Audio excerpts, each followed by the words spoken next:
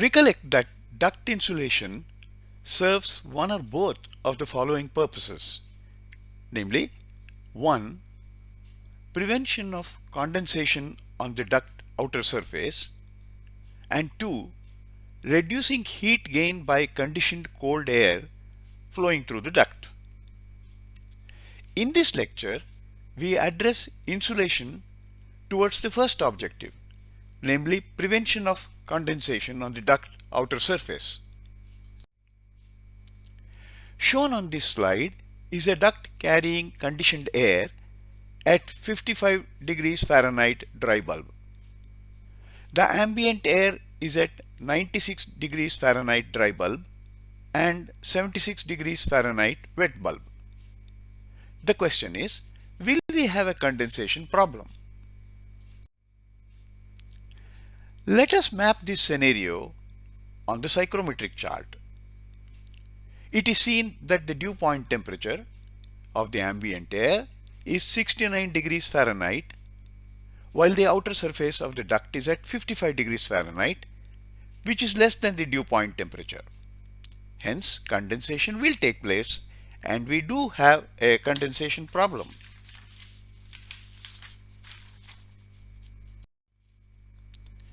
If we contemplate using glass full as the insulating material, we would now like to know what is the minimum thickness that will prevent condensation. The formula for calculating the minimum insulation thickness is given on this slide.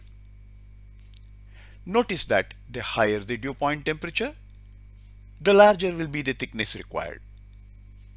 Obviously, the greater the thermal conductivity of the insulating material, the larger will be the thickness required.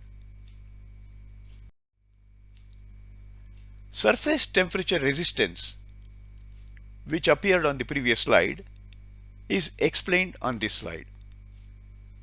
It is a constant value quantifying the heat transfer from the ambient into the insulator's surface.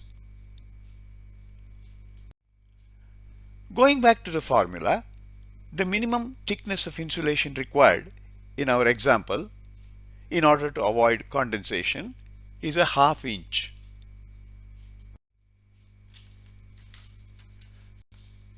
In case the ambient air is more humid than in example 1, for example, suppose the relative humidity is 80%. In that case, the dew point temperature will be 88 degrees Fahrenheit, higher than 69 degrees Fahrenheit in example 1. Accordingly, the minimum thickness of insulation required now is much higher. Indeed, we need approximately 4-inch thick insulation to avoid condensation. In this lecture, we addressed insulation towards eliminating the possibility of condensation on the duct's surface.